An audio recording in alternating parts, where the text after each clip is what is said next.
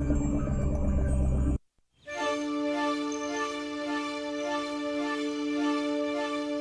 western New York, where the Niagara River meets Lake Ontario, sits a strategic piece of land.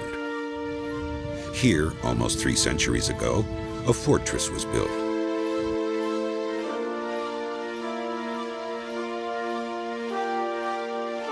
It would become center stage in the struggle for North America.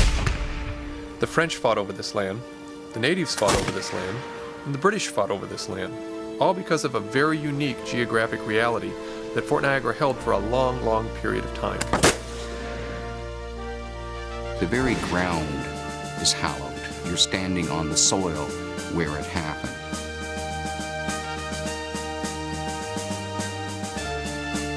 Well before the American Revolution and through 2 world wars, this fort has stood while others have crumbled. This isn't a movie. It's not a made-up facade. This is real history.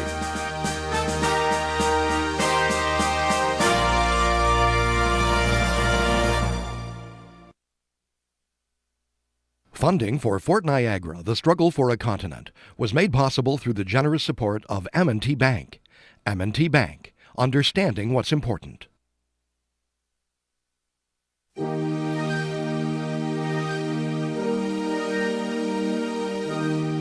To North America's colonial settlers, Niagara was a distant frontier.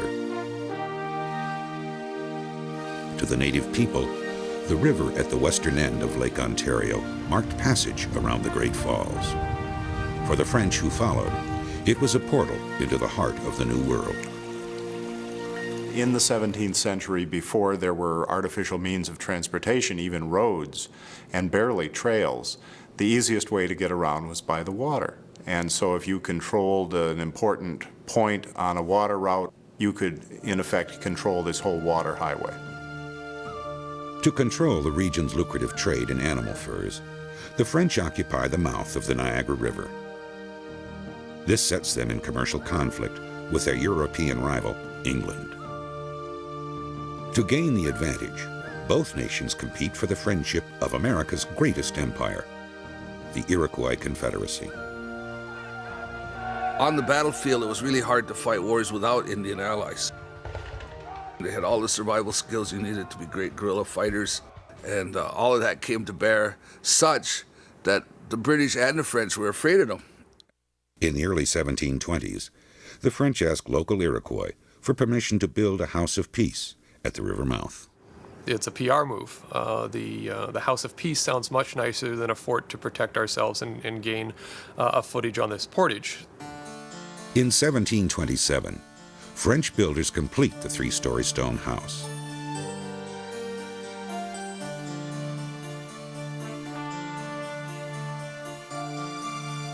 It's a fortified outpost designed to garrison about 40 soldiers and withstand attack by anything short of artillery. When they are finished, of course, they have staged an incredible coup on the British, and the British are howling in protest that they have established this very formidable house here at a very critical juncture in the transportation and supply routes.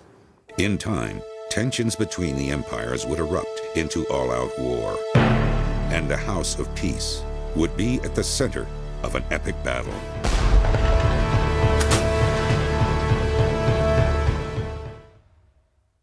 The Great War for Empire, also known as the French and Indian War, began in the wilds of the New World and spread like wildfire throughout the colonies. This is going to be the last and the greatest of the colonial wars, and will really determine the fate of North American history much more than anything that comes after it. If they are to rule the continent, the British know they must capture the French fort at Niagara. In the 1750s, the French are certain that the British will be coming. It's just a matter of when. To prepare for the inevitable assault, the French spend 3 years strengthening the fort. Finally, in the spring of 1759, thousands of British soldiers march into the New York frontier. Ahead of the troops at Oswego, a British Indian agent named William Johnson convinces nearly 1,000 Iroquois warriors to join the fight. On July 6th, some French soldiers hunt in the woods outside Fort Niagara. Their foray is interrupted by Iroquois warriors.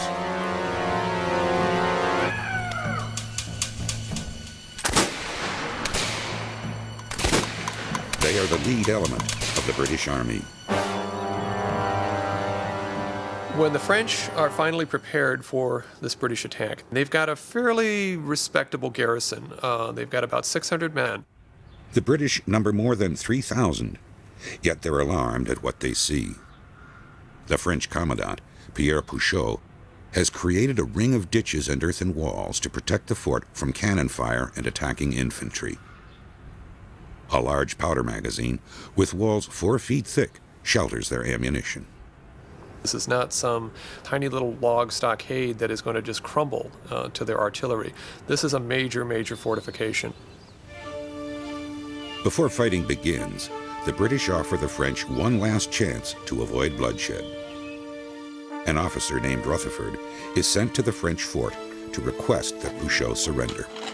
As expected, Pouchot declined, saying in effect that he was expected to render honor to his king and his country, and he was not going to surrender his fortress easily. Well, the business was over at that point, and he could just as easily have sent him back to his lines, but the 18th century was in some ways perhaps a politer time, so he invited Rutherford to breakfast. Soon, the battle for Fort Niagara would begin in deadly earnest. Here you have this fortification out in the middle of nowhere, out in the wilderness, and it is fortified very much along European lines. And the battle that takes place here in July of 1759 is going to take place right out of a European siege manual. The British idea is going to be to get your cannons closer and closer to the walls of the fort so that you can do more and more damage. This was done by digging a trench, by literally digging their way toward the fort. And they would dig in a zigzag fashion so that cannon fire from the fort couldn't go straight down their trench. You didn't want to point your trench right at the fort. That was turn it into a death trap. Each night, the British advance their trench toward the fort. It's laborious, hazardous work. The woods outside the fort were crawling with British soldiers and their Iroquois allies. As soon as Pouchot realizes that he is in fact up against a major force, he sends word to the French posts in the Ohio Valley and to the west to fall back onto Fort Niagara because, of course, if Niagara falls, all of those posts will fall in turn. If the fort could hold out long enough, the French might have a chance to break the siege. After 2 weeks of fighting, the defenders are exhausted.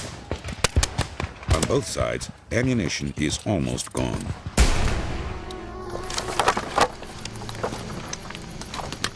On July 20th, British trench diggers closed to within 100 yards of the fort. That night would bring them harsh setbacks. Their second in command is shot dead. An hour later, they would lose their leader, Brigadier John Prideaux. It's not exactly clear what happened other than the fact that he stepped in front of a mortar. The question, of course, comes up, who now is going to take command? And out in the middle of a wilderness, 2/3 of a way through a siege is not the time that you want to be making this sort of decision. What actually happens is William Johnson, the Indian agent who really doesn't have any military rank, basically politics himself into a command position. Johnson presses on with a siege. British artillery concentrates their fire on the lakeside of the fort, and the French walls begin to crumble. Pouchot still has another ace up his sleeve, and this is these bands of French military troops and militia and so forth that are out in these western posts. If they can make it to Fort Niagara and if they can break through the British siege lines, then maybe, just maybe, they can either hold out a little bit longer or effectively disrupt the siege work and lift the siege.